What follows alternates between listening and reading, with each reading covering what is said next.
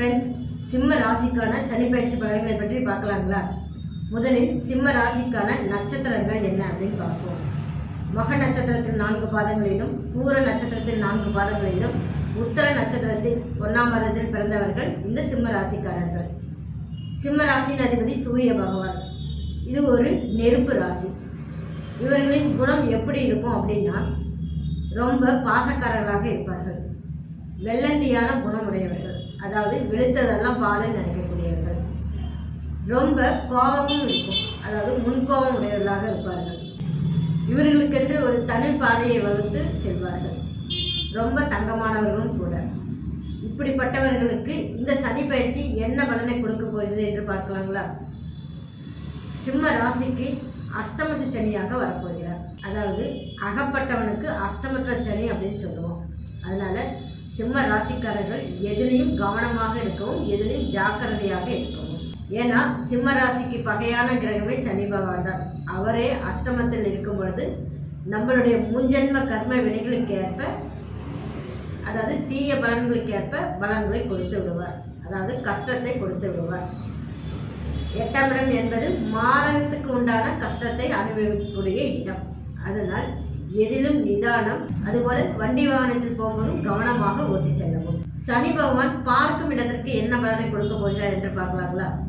சனி பகவான் 3ஆம் பார்வையாக உங்களுடைய 10ஆம் வீடான தொழில் ஸ்தானத்தை பார்க்க போகிறார். அப்போ தொழிலில் நல்ல மாற்றம் ஏற்படுமா அப்படின்னு கேட்டிங்கன்னா, மாற்றங்கள் ஏற்படாது. ஆனால் ஒர்க் டென்ஷன், ஒர்க் ப்ரெஷர் ஏற்படும்.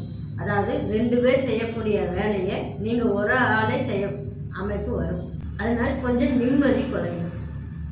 அடுத்து வேலையில் தேவையில்லாத டிரான்ஸ்ஃபர் கிடைக்கும். சில பேருக்கு வெளியூர், வெளி மாநிலம், ஏன் சில பேர்த்துக்கு குடும்பத்தை விட்டு பிரியக்கூடிய வெளிநாட்டு யோகத்தை கூட கொடுத்துவிடும். யோகம்னு சொல்ல முடியாது, வெளிநாடு போகக்கூடிய அமைப்பை கொடுத்துவிடும்.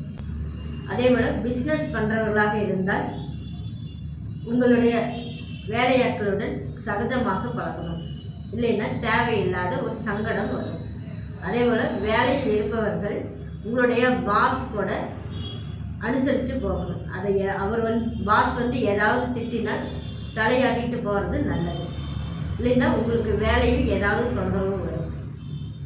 அதே போல் உங்களுக்கு கெட்ட பெயர் வரக்கூடிய அமைப்பும் ஏற்பட்டுவிடும். நீங்கள் செய்யாத தப்புக்கு தண்டனை பெறுவீர்கள். அதனால கவனமாக இருக்க வேண்டும். அடுத்து சனி பகவான் உங்களுடைய குடும்பஸ்தானமான 2ஆம் இடத்தை பார்க்க போகிறார் 7ஆம் பார்வையாக.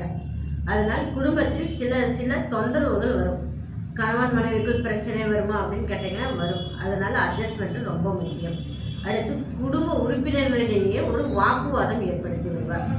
அதனால் சண்டை பண்ணும்போது வார்த்தையை கவனமாக பயன்படுத்த வேண்டும். பணத்தட்டுப்பாடு ஏற்படும். அதாவது நீங்கள் யாருக்கும் பணம் கொடுக்கக்கூடாது, ஓகேங்களா? ஏன்னா அது திரும்பி வராது அப்படிங்கிற அமைப்பு வரும். யாராவது கேட்டால் 10,000 ரூபா கேட்டாங்கன்னா ஒரு 100 ரூபா கொடுத்து ஒதுக்கிறது நல்லது. அடுத்து உங்களுடைய 5ஆம் இடத்தை 10ஆம் பார்வையாக பார்க்கிறார். 5ஆம் இடம் என்பது புண்ணிய ஸ்தானம். அப்போ புண்ணியம் ஏதாவது பண்ணியிருந்தால் நன்மை ஏற்படுமா அப்படின்னு கேட்டிங்கன்னா, அது கொஞ்சம் தான் ஏற்படும். ஏன்னா அஷ்டமாதிபதி இல்லைங்களா? அதாவது அஷ்டமத்தில் உட்காந்துருக்காரு இல்லைங்களா? அஷ்டமத்தில் உட்கார்ந்திருக்க சனி பகவான் 10ஆம் பார்வையாக பார்ப்பதால் கொஞ்சம் தொந்தரவும் வரும். குழந்தைகள் விஷயத்தில் கண்ணும் கருத்துமாக செயல்பட வேண்டும். அவளுடைய ஆரோக்கியத்திலும் சரி, படிப்பு விஷயத்திலும் சரி கொஞ்சம் கவனமாக இருக்க வேண்டும். அதே போல் இந்த 5ஆம் இடம் என்பது காதல் சம்பந்தப்பட்ட இடம். அதனால் சில பேருக்கு லவ் ஃபெயிலியர் ஆகும். சில பேர் காதலில் விழக்கூடிய அமைப்பும் வந்துவிடும். அதனால் முன்பின் யோசிக்காமல் ஒருத்தரை லவ் பண்ணக்கூடாது. குலதெய்வ வழிபாடு ரொம்ப ரொம்ப முக்கியங்க. ஏன்னா இப்போ நம்மளுக்கு அஷ்டமத்து சனி நடக்க போகுது இல்லைங்களா? அடுத்த 2.5 வருடமும் குலதெய்வ வழிபாடு ரொம்ப முக்கியம். கஷ்டத்தை கொடுப்பார். நம்மளுடைய கர்ம வினையை தீர்க்க போகிறாரு. அதாவது முன்ஜென்ம பாவத்தை நாம தான் சுமக்கணும், மற்றவங்கிட்ட போய் கொடுக்க முடியாது. அதே போல் புண்ணியம் பண்ணியிருந்தாலும் அதுக்கு தகுந்த மாதிரி கொஞ்சம் பலன்கள் குறைப்பார். அதனால இந்த அஷ்டமத்து சனியில் கவனம் கவனம் கவனம். எதையும் ஒரு தடவைக்கு 10 தடவை யோசித்து செயல்படணும்.